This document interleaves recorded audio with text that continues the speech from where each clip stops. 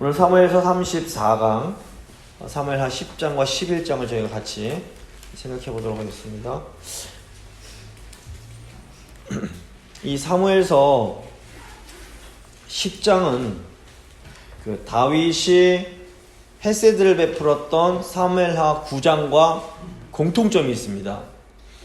이 안정과 평화를 누리던 다윗이 사무엘하 9장 보시면 요나단 집안의 후손인 무비보셋에게 헤세드를 베풀어 줍니다.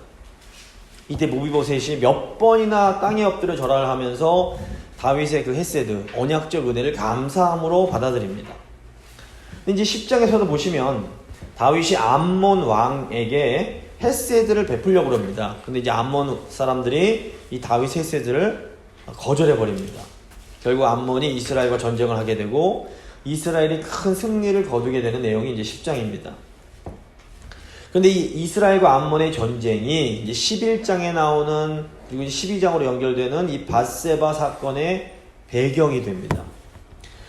10장 1절 보시면 그 후에 이런 표현이 나오는데 13장 1절에 가서도 똑같이 그 후에라는 표현이 나옵니다. 이건 뭐냐면 10장, 11장, 12장이 같은 단락임을 이제 의미합니다. 그래서 10장에 나오는 암몬과의 전쟁과 11장, 12장에 나오는 이 밧세바 사건이 하나의 단락이라는 것을 저희가 알 수 있습니다.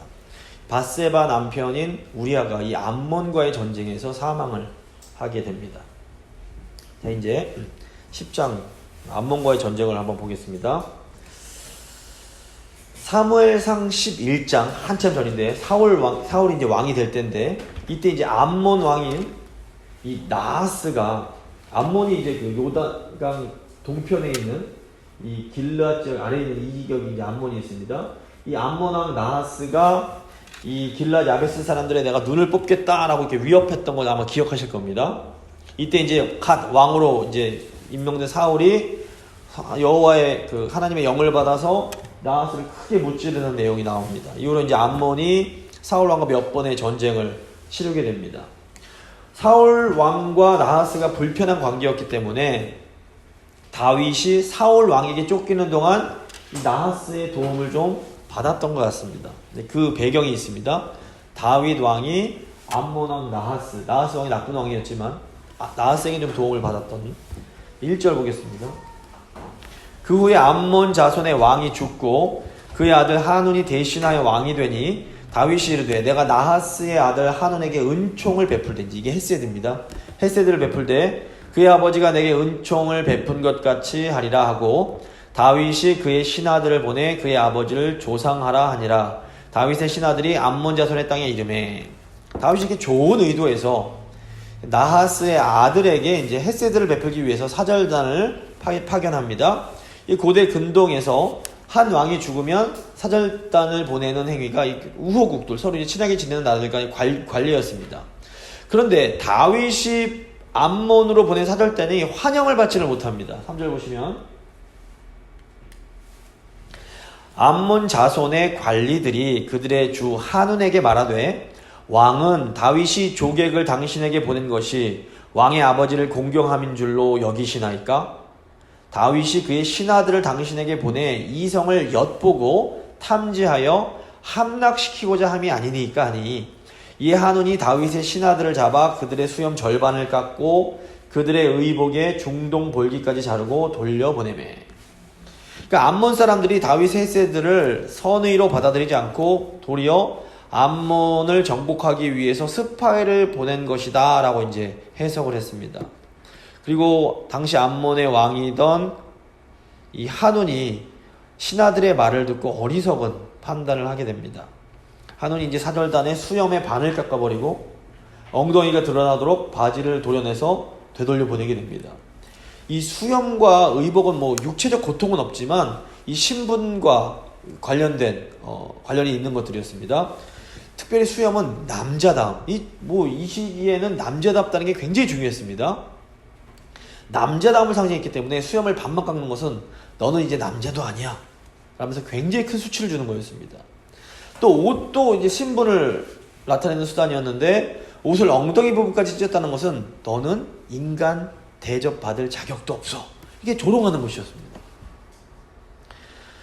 만약에 사절단이 너 죽을래 이런 수치를 당할래 선택을 하라고 그랬다면 요즘 같아서 아예 뭐 그냥 수염 깎이고 말 이렇게 생각할지 모르겠지만 당시 아마 사절단이 선택할 수 있다면 차라리 이 치욕을 당하느니 죽음을 택하겠습니다 라고 했을 겁니다. 그만큼 이게 굉장히 수치스러운 일이었던 겁니다.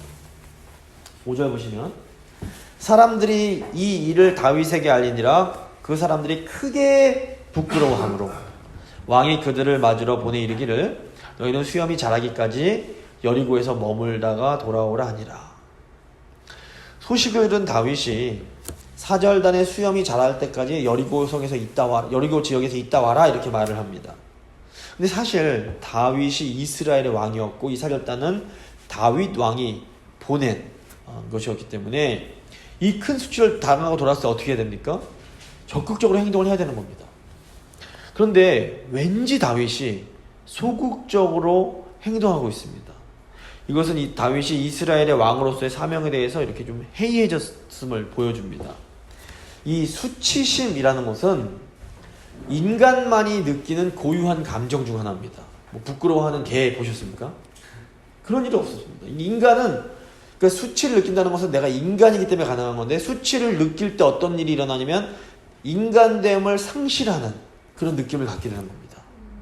그래서 이 얼굴이 이제 인간의 굉장히 고유한 그런 건 인간됨을 상징하긴 하는데 그 뭐 먹칠을 한다 이런 게 다 이 수치심과 관련된 표현들입니다. 근데 이제 감사한 건 뭐냐면 하나님은 우리의 수치를 덮어주시는 분이라는 겁니다. 하나님께서 아담과 하와가 죄를 지어서 벗었음을 느낄 때 뭘 느낀 겁니까? 수치를 느낀 겁니다. 이 죄 때문에 생겨나는 건데 이때 하나님께서 어떻게 하십니까? 가죽옷을 지어서 입혀주심으로 그 수치를 덮어주십니다. 이 가죽옷이 훗날 예수 그리스도를 이제 예표하는 것이라고 볼 수 있습니다.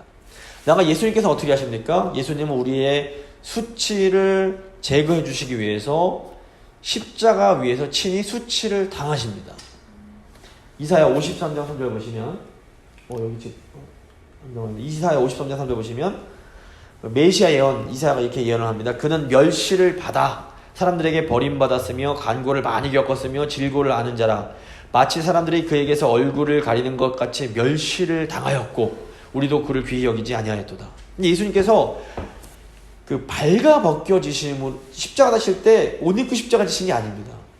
빨개 벗겨져서 십자가 지신 겁니다. 그 수치를 당하심으로 죄로 인해 발가 벗겨져서 수치를 당하는 우리를 회복시켜 주신 겁니다. 우리가 수치로부터 자유롭게 되고 인간됨을 회복할 수 있는 길을 예수님께서 열어주신 겁니다. 이게 복음이 우리에게 가르쳐주는 진리입니다. 그래서 예수님이 나 대신 수치를 당하심으로 나를 수치로부터 자유케 하셨다는 것을 받아들이는 게 뭐냐면 믿음입니다. 그래서 복음을 믿는 사람은 수치로부터 자유로워지기 때문에 어떻게 됩니까? 당당해지는 겁니다. 이 복음을 믿는 사람은 열등감이 사라집니다. 복음이 내 안에 확 들어와 박히면 그전까지 가난해서 열등감이 있고 뭐 못생겨서 열등감이 있고 뭐 이렇게 이것저것 뭐 부족한 환경 때문에 뭐 부끄럽고 그래서 막 자꾸 감추고 싶어 하는데 복음이 마음에 확 들어오면 이런 수치심부터 자유로워지기 때문에 당당해집니다. 뭐 예수님께서 다 감당해 주셨는데 아니, 복음을 믿는 사람은 가난이 더 이상 부끄럽지 않게 되고 내 부족한 환경이 더 이상 부끄럽지 않게 되는 겁니다. 아프면 뭐 어때? 예수님 나를 다 담당해 주셨는데 이렇게 되는 겁니다. 그래서 사실 다윗이 이스라엘 왕으로서 더 적극적으로 하나님 백성 이스라엘의 수치를 벗겨주기 위해서 나섰어야 되는 겁니다. 다윗이 그러지 않고 있습니다. 이게 지금 다윗에게 뭔가 좀 이상이 있음을 이제 암시합니다. 6절 보시면 암몬 자손들이 자기들이 다윗에게 미움이 된 줄 알고 암몬 자손들이 사람을 보내 벳르홉 아람 사람과 소바 아람 사람의 보병 2만 명과 마아가 왕과 그의 사람 1000명과 돕 사람 12,000명을 고용한지라. 다윗이 듣고 요압과 용사의 온 무리를 보내매 암몬 자손은 나와서 성문 어귀에 진을 쳤고 소바와 르홉 아랍 사람과 돕과 마아가 사람들은 따로 들에 있더라. 이게 무슨 말이냐면 이제 이 암몬 왕이 다윗에게 이제 잘못을 했다는 걸 깨닫고 선전포고를 한 거나 다름이 없습니다. 이제 선제 공격을 하기 위해서 어떻게 하냐면 암몬이 되게 작은 나라였기 때문에 자기 힘만으로는 이스라엘과 싸울 수가 없었습니다. 그래서 이 북쪽 지역에 있는 용병을 초대하는 겁니다. 지금 암몬이 여기에 있는데 이 북쪽, 이 시리아 지역, 이 시리아를 옛날에 아람이라고 불렀는데 이 아람 지역에 있는 용병들을 아주 비싼 값을 주고, 이 역대하를 보면 굉장히 큰 돈을 주고 역대상을 보시면 이제 사오게 됩니다. 특별히 이제 여기 보면 이 아람 소바라고 되어 있는 이 지역이 굉장히 이쪽에서는 강력한 지역이었기 때문에 다윗 왕이 이 가나안 지역 전체를 다스리기 위해서는 반드시 한번 싸워야 되는 지역이었던 겁니다. 근데 이제 이때 아까 말씀드린 것처럼 다윗이 직접 출전을 하지 않고 자기 이제 부하 군대 장관이 요압을 보내서 이 암몬과 싸움을 할 수 있게 만듭니다. 근데 요압이 이제 딱 갔을 때에 뭐 아람 시리아 군대가 같이 모여 있을 거라고 기대를 했던 것 같습니다. 그런데 역대상 19장을 보면 이 북쪽의 그 아람 시리아 용병들이 먼저 도착을 해서 이 메드바란 지역에 이제 진을 쳐놓고 이스라엘을 기다리고 있던 겁니다. 이스라엘이 가니까 양쪽에 이제 적군이 있었던 겁니다. 그러니까 결과적으로 요압의 군대가 북쪽에서 내려온 아람 군대와 이 암몬 군대 이제 사이에 포위가 된 상황이 되는 겁니다. 구절 보시면 요압이 자기와 맞서 앞 뒤에 친 적진을 보고 이스라엘의 선발한 자 중에서 또 엄선하여 아람 사람과 싸우려고 진치고 그 백성의 남은 자를 그 아우 아비새의 수하에 맡겨 암몬 자손과 싸우려고 진치게 하고. 그러니까 요압이 군대를 둘로 나눠서 하나는 자기 동생 아비새에게 맡기고, 야 이제 우리가 큰일 났으니 여호와를 위해서 장렬하게 싸우자고 각오를 새롭게 합니다. 11절 보시면 이르되 만일 아람 사람이 나보다 강하면 네가 나를 돕고 만일 암몬 자손이 너보다 강하면 내가 가서 너를 도우리라. 너는 담대하라. 우리가 우리 백성과 우리 하나님의 성읍들을 위하여 담대히 하자. 여호와께서 선이 이기시는 대로 행하기를 원하노라 하고 이렇게 말하는 겁니다. 그러니까 요압은 위쪽에서 내려온 아람 사람들, 시리아 사람들과 싸우고 동생 아비새에게는 암몬과 싸움을 맡기는 겁니다. 근데 이 말만 보면, 요압의 말만 들으면 요압의 신앙이 굉장히 좋아 보입니다. 우리 하나님에서 열심히 싸우자 이러는 것 같습니다. 근데 저희가 그동안 쭉 봐서 알지만 요압이 훌륭한 군인이긴 했지만 뭐 윤리적으로나 신앙적으로 좋은 사람은 아니었습니다. 요압이 이처럼 비장하게 각오를 하는 것은 전세가 너무 불리하기 때문에 이런 겁니다. 인간이 참 간사한 게 뭐냐면 위기의 순간에는 신앙이 별로 안 좋은 사람도 하나님을 간절히 의지합니다. 신앙이 갑자기 확 좋아집니다. 근데 이렇게 이때라도 하나님을 의지하는 건 좋은 일입니다. 그런데 문제가 뭐냐면 힘들고 어려울 때는 하나님께 간절히 기도했다가 의지했다가 하나님의 은혜로 위기를 모면하고 나면 어떻게 됩니까? 내가 언제 그랬냐는 듯이 다시 제자리로 돌아가는 겁니다. 그래서 저희가 이제 분별해야 될 게 뭐냐면 거룩해 보이는 말과 행동을 한다고 그 사람의 마음까지 참된 신앙을 갖고 있느냐? 이건 아닌 겁니다. 우리가 물론 다른 사람의 말과 행동을 함부로 판단할 수 없고 판단해서도 안 됩니다. 하지만 눈에 보이는 모습만 가지고 너무 쉽게 저분이 하나님 얘기 많이 했어 그러니까 저분이 신앙이 좋을 거야 이렇게 생각하시면 안 된다는 겁니다. 좀 지혜로워질 필요가 있습니다. 13절 보시면 요압과 그와 함께한 백성이 아람 사람을 대항하여 싸우려고 나아가니 그들이 그 앞에서 도망하고 암몬 자손은 아람 사람이 도망함을 보고 그들도 아비새 앞에서 도망하여 성읍으로 들어간지라. 요압이 암몬 자손을 떠나 예루살렘으로 돌아가니라. 그러니까 하나님께서 그럼에도 불구하고 요압에게 큰 승리를 주십니다. 이 승리는 사실 다윗 왕국을 위한 하나님의 은혜였습니다. 이제 아마도 학자들은 이 전투가 저희 사무엘하 8장 3절부터 8절에 기록된 이 북쪽 지역과의 전쟁일 가능성이 매우 높다고 생각을 합니다. 저희가 그동안 여러 번 봤지만 성경이 순서대로 쓴 게 아니라 주제별로 중요한 내용은 뒤에서 더 뒤에 있는 얘기도 앞으로 끌어와서 쓰고 뒤로 이렇게 쓰고 이렇게 쓰기 때문에 영화에도 그런 기법처럼 성경에도 아마 8절 내용은 다윗 왕국이 어떻게 딱 성립하는가를 강조하기 때문에 다윗 왕국의 그런 전체 내용을 요약해서 쓴 거고, 이제 지금 10장의 내용은 그때 이걸 좀 이제 자세히 풀어서 설명을 해주는 겁니다. 15절 보시면 아람 사람이 자기가 이스라엘 앞에서 패하였음을 보고, 이제 북쪽 시리아 사람들입니다. 다 모임에 하다데셀이 사무엘하 8장 보시면 하다데셀이 나옵니다. 사람을 보내 강 건너쪽에 있는 아람 사람을 불러내매 그들이 헬람에 이르니 하다데셀의 군사령관 소박이 그들을 거느린지라. 이 북쪽에서 내려온 나름대로 자기도 싸움 잘하는데 그 이스라엘에 패하고 나니까 자존심이 상해서 명예를 회복하기 위해서 원군을 요청하는 겁니다. 더 지원군을 요청해서 더 내려와라. 더 큰 군대를 이제 이끌고 내려옵니다. 17절 보시면 어떤 사람이 다윗에게 알림해 그가 온 이스라엘을 모으고 요단을 건너 헬람의 이름에 아람 사람들이 다윗을 향하여 진을 치고 더불어 싸우더니 아람 사람이 이스라엘 앞에서 도망한지라 다윗이 아람 병거 700대와 마병 4만 명을 죽이고 또 군사령관 소박을 치매 거기서 죽으니라. 이번에는 다윗이 직접 나서서 이 북쪽에서 내려온 아람 사람들을 물리칩니다. 다윗이 마병 4만 명 그리고 병거 모으는 사람 700명을 죽이고 당시 이제 군 지도자 소박이라는 사람까지도 이제 죽이게 됩니다. 19절 하닷 에셀에게 속한 왕들이 자기가 이스라엘 앞에서 패함을 보고 이스라엘과 화친하고 섬기니 그러므로 아람 사람들이 두려워하여 다시는 암몬 자손을 돕지 아니하니라. 그러니까 이스라엘에게 완전하게 패배한 이제 북쪽 시리아 아람 사람들이 더 이상 이제 이스라엘과는 적이 되려고 하지 않는 겁니다. 이 전쟁 이후로 이제 북쪽의 이 아람 소바는 더 이상 완전히 이제 쇠퇴해서 다시는 이 지역에서 어떤 강제 행세를 못하게 됩니다. 결국 가나안 남쪽부터 유프라테스 강에 이르는 그 전 가나안 지역이 다윗 왕의 영향권 안에 들어오고 하나님께서 아브라함에게 약속하셨던 저기 지난주에 봤는데 그 땅 전체를 그 요단 이 지중해부터 저 유프라테스 강까지 이르는 그 땅 전체를 땅 전체가 다윗의 영향권 안에 들어오게 됩니다. 이때부터 다윗 정권이 상당한 국제적 위상을 누리면서 엄청난 부를 축적하게 됩니다. 다윗이 이 큰 부를 어떻게 합니까?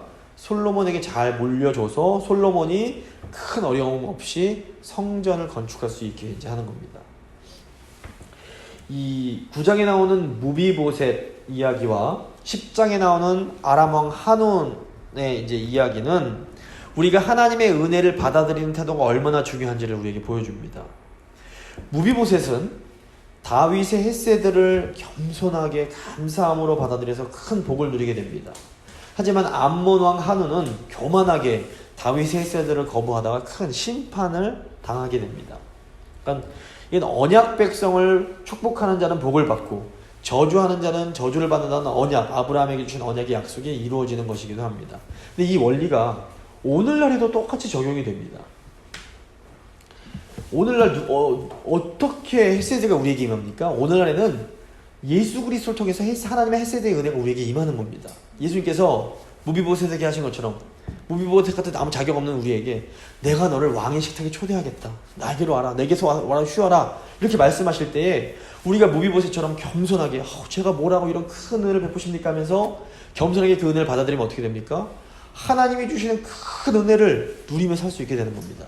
그런데 예수님께서 말씀을 통해서 우리에게 친히 은혜를 베푸실 때에 그 은혜를 의심하면서 교만하게 그 은혜를 거부하면 결국에는 이렇게 심판을 받게 되는 것입니다. 그래서 하나님의 은혜를 믿음으로 받아들이는 것, 저희가 이제 믿음으로 받아들여서 이 자리에 있는데 이게 얼마나 큰 은혜요 감사할 거인지 좀 잊어서는 안 될 것 같습니다. 11장 끔찍한 이야기가 나옵니다. 밧세바와 다윗이 간음하는 내용인데 아까 말씀드린 것처럼 암몬 전쟁 이야기가 이 11장 12장에 나오는 밧세바 사건의 배경이 됩니다.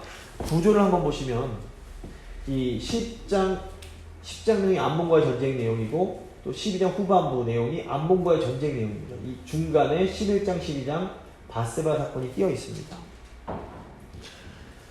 그러니까 이 밧세바의 남편 우리아가 이 암몬과의 전쟁 가운데 전쟁터에서 이제 죽임을 당하게 됩니다. 그래서 1절 보시겠습니다. 11장 1절. 그 해가 돌아와 왕들이 출전할 때가 되매 다윗이 요압과 그에게 있는 그의 부하들과 온 이스라엘 군대를 보내니 그들이 암몬 자손을 멸하고 라빠를 에워쌌고 다윗은 예루살렘에 그대로 있더라. 이 부분이 다윗의 영적 상태에 대한 아주 중요한 암시를 줍니다. 이 팔레스타인 지역, 이스라엘이 있는 팔레스타인 지역에서 전쟁이 주로 봄에 치러졌습니다. 이제 미국과 비슷해서 이제 그 수확도 되고 비도 안 오고 이제 싸우기 딱 좋은 시기가 되는 겁니다. 땅이 굳어져서 전차도 이제 움직일 수가 있고 암몬에 보낸 사절단의 일 때문에 시작된 이 전쟁이 아직 이제 마무리가 져지지 않은 상태입니다. 전쟁의 계절인 봄이 왔을 때 이스라엘이 다시 이제 암몬과 싸워야 했습니다. 왕들의 출전할 때가 됐는데 다윗은 예루살렘에 그대로 있는 겁니다. 이스라엘이 사실은 이 다윗이 앞장서서 싸워야 될 전쟁이었음에도 불구하고 지금 다윗이 가만히 쉬고 있습니다. 이스라엘 백성들이 왕을 원했던 이유가 뭐냐면 백성들 앞에 나아가서 싸움을 싸워줄 그 사람이 필요했기 때문에 그렇습니다. 또 이제 사무엘상 18장 보시면 이스라엘 백성들이 다윗을 사랑했던 이유도 다윗이 백성들 앞장서서 백성들과 출입하며 싸웠기 때문에 그렇습니다. 근데 이제 다윗은 자신은 궁에 있으면서 요압과 그 신복과 온 이스라엘 군대를 보내서 부하들로 하여금 암몬 자손과 싸우게 합니다. 이 전쟁, 꼭 나가서 싸워야 할 전쟁에 나가지 않은 이 다윗의 모습은 무언가 잘못되고 있다라는 아주 강력한 암시를 줍니다. 영적으로 볼 때 다윗은 앞장서서 하나님 나라의 적들과 싸워야 할 지도자였습니다. 영적인 리더는 영적 전쟁의 최전방에 서서 싸워야 되는 겁니다. 영적인 차원에서 볼 때는 그러니까 막 이런저런 막 일을 많이 하는 게 중요한 게 아니라 죄와 싸우는 게 제일 중요합니다. 교회적 입장에서 보면 교회에 들어오는 죄와 앞장서 싸우는 게 영적 리더의 가장 핵심적인 일입니다.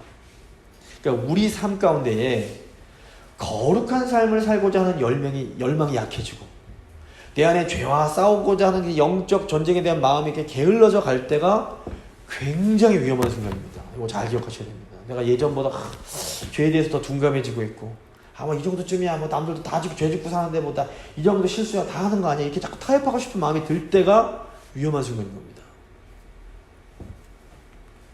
저녁 때에 다윗이 그의 침상에서 일어나 왕궁 옥상에서 거닐다가 그곳에서 보니 한 여인이 목욕을 하는데 심히 아름다워 보이는지라.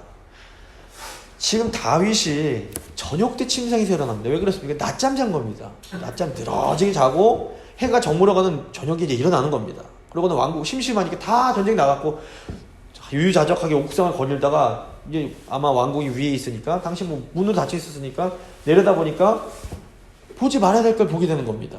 높은 왕궁에서 내려다보니 한 아름다운 여인이 목욕을 하고 있습니다. 다윗이 사람을 보내 그 여인을 알아보게 하였더니 그가 이르되 그는 엘리암의 딸이요 햇사람 우리아의 아내 밧세바가 아니니까 하니. 갑자기 이제 정욕에 사로잡힌 다윗이 즉시 사람을 보내서 그 여인에 대해서 알아보게 합니다. 알고 보니까 그 여인은 엘리암이라는 사람의 딸이고 햇사람 우리아의 아내였습니다. 근데 사무엘하 23장 34절 보시면 엘리암은 상당한 권력과 용명을 지닌 다윗의 용장이었습니다. 또 밧세바의 남편 우리아 역시 다윗의 충성된 용사 30위 안에 들어가는 아주 충성된 군인이었습니다. 우리아가 햇사람, 즉 이제 가나안족 출신이었지만 이 이름 우리아라는 이름 뜻이 뭐냐면 여호와는 나의 빛이요 이런 뜻입니다. 그러니까 아마도 이제 우리아가 유대교를 개종을 했거나 아니면 아버지 세대에 개종을 해서 그 이름을 물려받은 사람이 경건한 사람인 겁니다. 출신은 이방인이지만. 그러니까 이거는 다윗이 정신이 좀 밝았더라면 이거 뭐 정신을 차렸어야 되는 겁니다. 그런데 다윗이 어떻게 합니까? 다윗이 전령을 또 보냅니다. 그 여자를 자기에게로 데려오게 하고 그 여자가 부정함을 깨끗하게 했으므로 더불어 동침함에 그 여자가 자기 집으로 돌아가니라. 밧세바가 충성스러운 용장의 딸이자 충성스러운 용사의 아내라는 보고를 받았음에도 다윗이 다시 전령을 보내서 밧세바를 데려와서 동침을 합니다. 여기 이제 4절 보시면 부정함을 깨끗하게 했다라고 하는데 이건 뭐냐면 월경 후에 율법에 따라서 자신을 정결하게 하기 위해서 이제 목욕을 하고 있었음을 의미합니다. 이게 나중에 나온 얘기가 다윗의 아들인 게 이제 분명해지는 겁니다. 왜 밧세바가 하필이면 다윗이 볼 수 있는 곳에서 목욕을 하고 있었을까요? 이제 어떤 학자들에게는 이건 밧세바가 의도적으로 다윗 왕을 꼬시려고 그런 거다. 이렇게 이제 해석하는 사람들도 간혹 있습니다. 이제 성경을 잘 보시면 이 밧세바란 여인이 다윗을 막 머리를 써서 유혹할 만큼 이렇게 영리한 여인이라기보다는 꽤나 순진하고 허술한 성격의 여인이라는 것을 저희가 알 수 있습니다. 열왕기상 2장을 보시면 이제 밧세바의 아들이 솔로몬과 다른 왕자인 아도니아가 이제 왕위를 놓고 다투다가 결국에는 이제 아도니아가 이제 솔로몬이 정권을 갖게 됩니다. 이때 이 아도니아가 밧세바를 찾아와서 어머니 배다른 어머니긴 하지만 부탁을 합니다. 다윗의 수종을 들던 여인인 아비삭을 저에게 좀 솔로몬 왕에게 부탁해서 저에게 좀 주게 해주십시오 이렇게 부탁을 합니다. 근데 이제 아도니아가 이런 부탁을 하는 게 결코 순수한 동기가 아니었습니다. 당시에는 왕의 첩을 아내로 맞이하면 내가 왕이다라고 주장할 수 있는 때였습니다. 그래서 그 내용을 알 수가 있는데 이때 이제 밧세바가 딱 그걸 눈치를 채고 이런지 무슨 소리 하는 거냐 딱 거절을 했어야 되는데 이 밧세바가 아도니아의 말을 순진하게 다 믿습니다. 그리고 솔로몬에게 가서 아도니아의 청을 좀 들어주면 좋겠어 막 진심으로 부탁하다가 어떻게 됩니까? 솔로몬한테 막 야단을 맞습니다. 어머니 그걸 모르시고 이렇게 하시면 어떡하시냐고.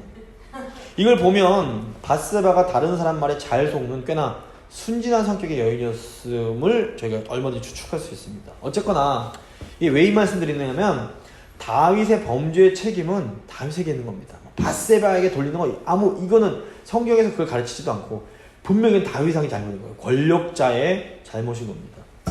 다윗이 순간적인 욕망에 사로잡혀서 눈에 아무것도 보이질 않습니다. 충성스러운 신하의 아내인지 충성스러운 용사의 딸인지 이런 것들은 눈에 들어오질 않는 겁니다. 그 결과 다윗이 맹목적으로 자기 욕망을 채우려고 뭘 합니까? 하나님이 주신 그 권력, 힘을 사용하는 겁니다. 그러니까 권력자의 탐욕이 무서운 게 이래서 그렇습니다. 그러니까 탐욕을 가진 사람이 권력의 자리에 올라가면 이것처럼 끔찍한 게 없습니다. 사무엘 선지자가 오래전에 이스라엘 백성들이 왕을 구할 때 너네들 지금 몰라서 그러는 거야. 왕이 생기면 그 왕이 끊임없이 백성들에게서 무언가를 취할 거야 라고 경고를 합니다. 근데 보시면 다윗 왕이 지금까지 스스로 무언가 자기를 위해서 취한 적이 한 번도 없었습니다. 다윗이 지금 가지고 있는 모든 것은 하나님께서 은혜로 다윗에게 주신 것들이었습니다. 하나님이 주셔서 받은 거지 다윗이 내가 가져야지 하고 이렇게 가진 게 없는 겁니다. 그런데 지금 다윗이 정욕에 사로잡히면서 욕심에 사로잡히면서 자기의 힘을 사용해서 내가 원하는 것을 취하는 열방의 왕, 우상 섬기는 이방 나라의 왕들처럼 변해버리게 된 겁니다. 그래서 탐심이 우상 숭배라고 그러는 겁니다. 탐심은 하나님을 그토록 사랑하는 다윗도 우상 숭배자로 만드는 겁니다. 5절 보시면 그 여인이 임신함에 사람을 보내 다윗에게 말하여 이르되 내가 임신하였나이다 하니라. 죄가 무서운 게 뭐냐면 한번 죄를 짓고 나면 그 죄 때문에 계속 또 다른 죄를 짓게 되기 때문에 그렇습니다. 밧세바가 임신했다는 소식을 전해들은 다윗이 아주 당혹스러웠을 겁니다. 이때 이제 다윗이 굉장히 똑똑한 사람 아닙니까? 특유의 민첩함과 명석함을 발휘합니다. 어떻게 보면 머리 좋은 사람들의 최대 약점이 이겁니다. 문제가 생기면 먼저 하나님 앞에 깊이 묵상하고 고민하며 회개를 해야 되는데 머리가 좋은 사람은 어떻게 됩니까? 문제가 딱 들어오면 머리부터 팽 돌아가는 겁니다. 야 이거 어떻게 하겠구나. 11장 6절입니다. 다윗이 요압에게 기별하여 햇사람 우리아를 내게 보내라 하며 요압이 우리아를 다윗에게로 보내니 우리아가 다윗에게 이르매 다윗이 요압의 안부와 군사의 안부와 원래 이제 원어를 보면 싸움의 안부를 묻습니다. 싸움이 어떠했는지를 묻고 그가 또 우리아에게 이르되 내 집으로 내려가서 발을 씻으라 하니 우리아가 왕국에서 나가매 왕의 음식물이 뒤따라 가니라. 임신의 보고를 받은 다윗이 즉시 이제 행동을 개시합니다. 다윗의 계획은 뭐냐면 밧세바 남편 우리아를 불러들여서 밧세바와 동침을 하기 위해서 임신한 아이의 아버지를 우리아로 속이는 거였습니다. 다윗이 우리아를 궁으로 불러들인 다음에 세 가지를 묻습니다. 우리아의 안부, 군사의 안부, 또 싸움의 안부를 묻습니다. 근데 여기서 안부란 단어가 히브리어로 샬롬입니다. 샬롬, 안녕. 근데 사실 지금 죄를 지은 다윗의 마음에는 샬롬이 없습니다. 죄를 짓고 나면 마음에 평안이 있을 수가 없습니다. 자기의 마음은 죽겠지만 어떻게 합니까? 표정을 싹 감추고 입으로는 계속 샬롬, 샬롬, 샬롬을 말하는 겁니다. 굉장히 위선적인 행동입니다. 죄가 사람을 위선자로 만드는 겁니다. 대화를 마친 다윗이 우리아에게 집으로 가서 쉬어라 그럽니다. 근데 여기서 이제 가서 발을 씻으라 그러는데 구약에서 발이 성기를 의미하는 완곡한 어법으로 자주 사용이 됩니다. 무슨 말입니까? 어서 가서 쉬면서 아내와 부부관계 하라는 얘기입니다. 노골적으로 말을 하는 겁니다. 이런 위선적인 다윗의 모습을 보면서 무슨 생각이 드십니까? 그런데 가만히 따지고 보면 우리도 다윗과 비슷할 때가 많습니다. 속으로는 다른 생각을 하고 있으면서도 겉으로는 다른 사람을 위하는 척하면서 샬롬을 말하는 겁니다. 이게 우리가 하나님의 이 은혜에서 헤세드에서 멀어지면 우리도 이렇게 변할 수밖에 없는 겁니다. 뭐 저를 포함해서 누구도 여기서 자유로워질 수가 없습니다. 인간이 철저하게 타락한 죄인이기 때문에 하나님의 은혜 가운데 거하지 않으면 다윗처럼 추악해질 수밖에 없는 겁니다. 9절 보시면 그러나 우리아는 집으로 내려가지 아니하고 왕궁 문에서 그의 주의 모든 부하들과 더불어 잔지라. 어떤 사람이 다윗에게 이르되 우리아가 그의 집으로 내려가지 아니하였나이다. 다윗이 우리아에게 이르되 내가 길 갔다 돌아온 것이 아니냐 어찌하여 내 집으로 내려가지 아니하였느냐 하니 문제는 이 우리아가 너무 신실한 헤세드의 사람이라는 겁니다. 헤세드의 사람인 우리아는 다윗의 계획대로 움직이질 않습니다. 우리아가 자기 집으로 들어가 자지 않으니까 다윗이 불러서 너 왜 이 여행에서 이 전쟁에서 왔는데 집으로 안 들어가? 그러니까 뭐라 그럽니까? 11절 보시면 우리아가 다윗에게 아뢰되 언약궤와 이스라엘과 유다가 야영 중에 있고 내 주 요압과 내 왕의 부하들이 바깥 들에 진치고 있거늘 내가 어찌 내 집으로 가서 먹고 마시고 내 처와 같이 자리이까? 내가 이 일을 행하지 아니하기로 왕의 살아계심과 왕의 혼의 살아계심을 두고 맹세하나이다 아니라. 우리아는 지금 하나님의 그 언약궤와 이스라엘과 또 자기 유다와 요압과 왕의 신복들 다 자기 전우들이 다 지금 전쟁터에서 목숨 걸고 싸우고 있는 이 마당에 어떻게 자기 혼자만 먹고 마시고 편안하게 들어가서 처와 잠자를 할 수 있겠느냐라고 말을 하면서 제가 죽어도 그런 일을 할 수 없습니다 이렇게 말을 하는 겁니다. 그런데 잘 보면 이렇게 신실하고 의리 있는 우리아의 모습이 과거 다윗 왕의 모습이었습니다. 그 신실하고 훌륭하고 아름답던 다윗이 지금 어디로 가버린 것일까요? 10절 보시면 다윗이 우리아에게 이르되 오늘도 여기 있으라. 내일은 내가 너를 보내리라. 우리아가 그날에 예루살렘에 오므니라. 이튿날 다윗이 그를 불러서 그로 그 앞에서 먹고 마시고 취하게 하니 저녁 때에 그가 나가서 그의 주의 부하들과 더불어 침상에 눕고 그의 집으로 내려가지 아니하니라. 다윗이 신실한 우리아의 모습을 보면서도 감동도 하지 않고 찔리지도 않습니다. 너무 신기한 것이 인간이 한번 죄로 인해 양심이 이렇게 굳어지고 나면 다윗처럼 훌륭한 신앙인도 이렇게 악마같이 뻔뻔스럽게 변해버리는 겁니다. 다윗이 집요하게 두 번째 계획을 실행합니다. 다윗은 우리아의 신실한 맹세를 무너뜨리려고 작정을 하듯이 막 우리아를 술에 취하게 만듭니다. 그런데 그 와중에도 우리아가 자기 집으로 내려가지 않고 자기가 했던 말을 그 명예를 지키는 겁니다. 지금 보시면 술에 취한 우리아가 정신이 멀쩡한 다윗보다 훨씬 더 견고한 겁니다. 14절 아침이 되매 다윗이 편지를 써서 우리아의 손에 들려 요압에게 보내니 그 편지에 써서 이르기를 너희가 우리아를 맹렬한 싸움에 앞세워 두고 너희는 뒤로 물러가서 그로 맞아 죽게 하라 하였더라. 이 14절 보시면 아침이 되매 이렇게 되어 있는데 아마 다윗이 밤이 새도록 한숨도 잠을 못 잤을 겁니다. 이걸 어떻게 해야 되나? 이놈이 내 말을 듣지를 않네. 큰일 났네. 어떻게 하지? 그런 내린 결론이 안 되겠다. 죽여야겠다는 거였습니다.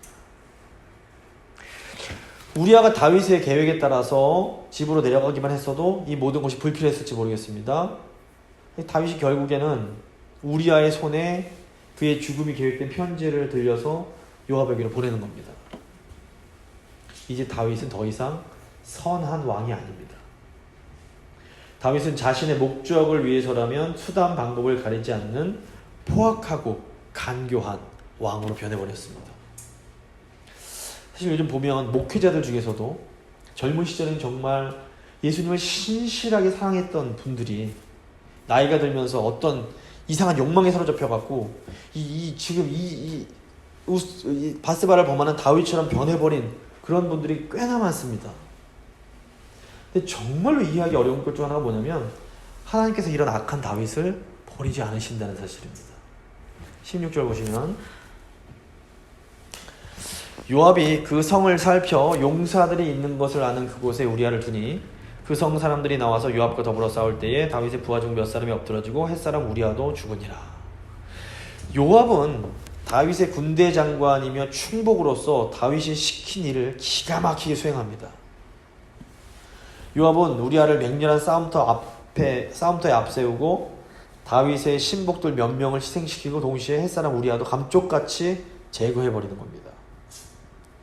근데 사실 이건 이제 다윗에게 나온 계획이었습니다. 다윗이 이렇게 자신에게 정말 죽도록 충성하는 부하의 아내를 빼앗고 그 죄를 감추려고 그 부하마저 살해해버리는 겁니다. 다윗이 지금 10조명에 나오는 그 죄를 세 가지를 한 번에 범해버리는 겁니다.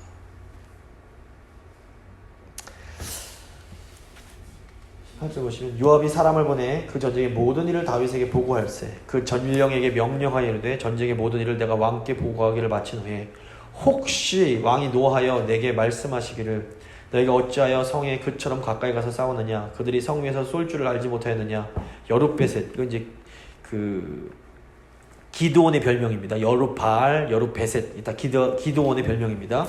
그 기드온의 아들 아비멜렉을 쳐 죽인 자가 누구냐 여인 하나가 성에서 맷돌 윗짝을 그 위에 던짐에 그가 데베스에서 죽지 아니하였느냐 어찌하여 성에 가까이 갔더냐 하시거든 내가 말하기를 왕의 종 햇사람 우리아도 죽었나이다 하라.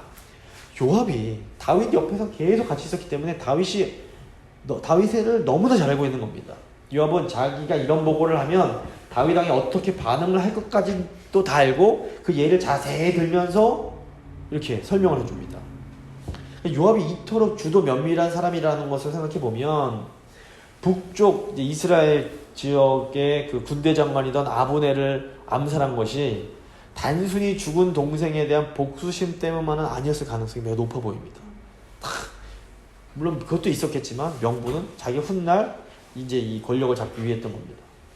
22절 보시면 전령이 가서 다윗에게 이르러 요압이 그를 보낸 모든 일을 다윗에게 아뢰어 이르되 그 사람들이 우리보다 우세하여 우리를 향하여 들러 나오므로 우리가 그들을 쳐서 성문 어귀까지 미쳤더니 활 쏘는 자들이 성 위에서 왕의 부하들을 향하여 쏘매 왕의 부하 중 몇 사람이 죽고 왕의 종 햇사람 우리아도 죽었나이다 하니 다윗이 전령에게 이르되 너는 요압에게 이같이 말하기를 이 일로 걱정하지 말라.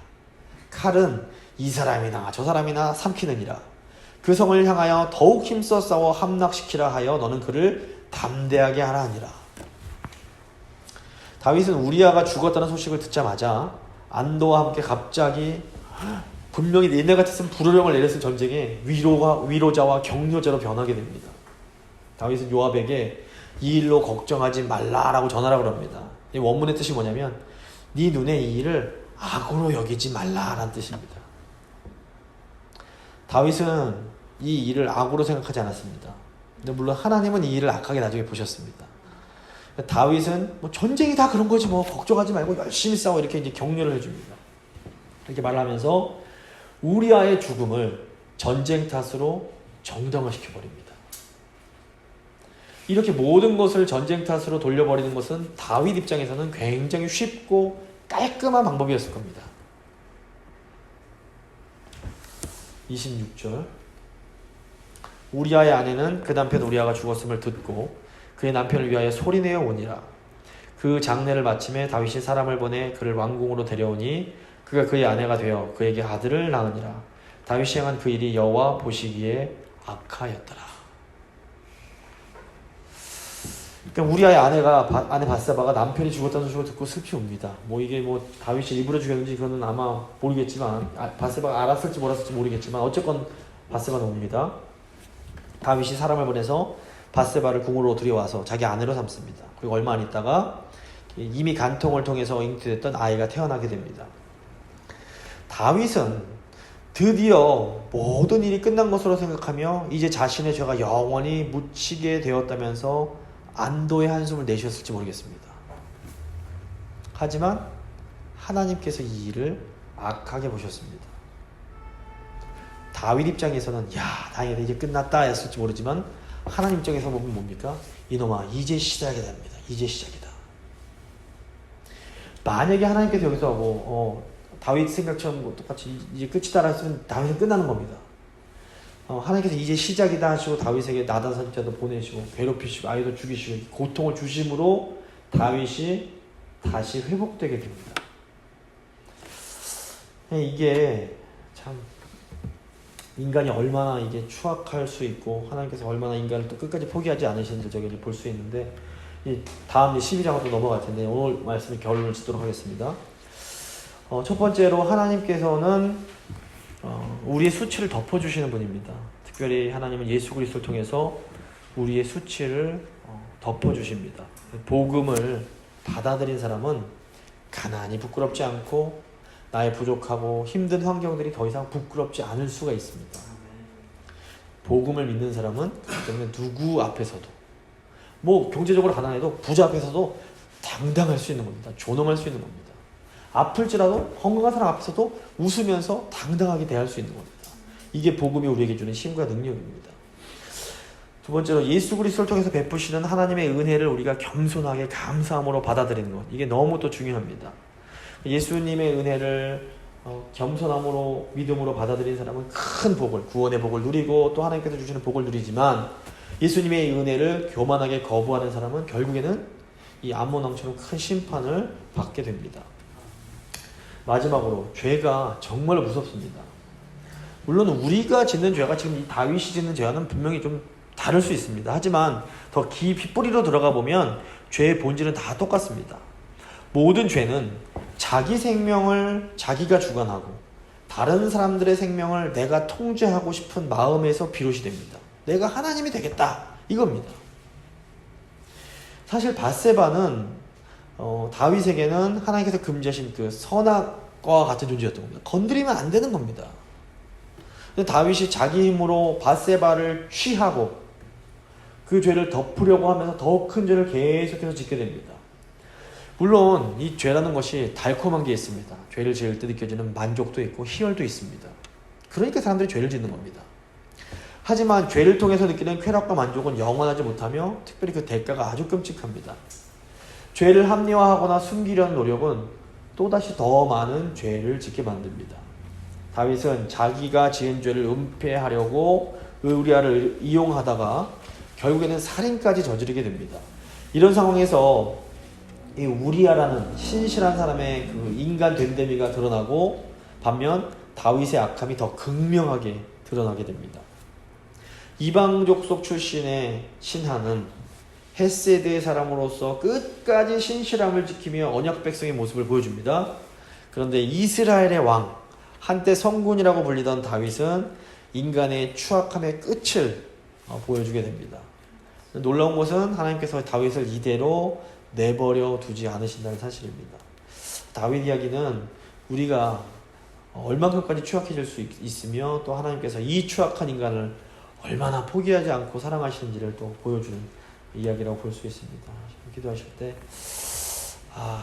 하나님, 저희 안에 다윗과 같은 모습이 있는데 좀 저희가 하나님의 은혜를 벗어나서 다윗처럼 추락하지 않을 수 있도록 저를 긍휼히 여겨주시고 계속 끝까지 하나님의 그 은혜를, 신실하신 은혜를 의지하며 살아갈 수 있도록 주여 도와주시옵소서. 한번 간절히 기도하겠습니다.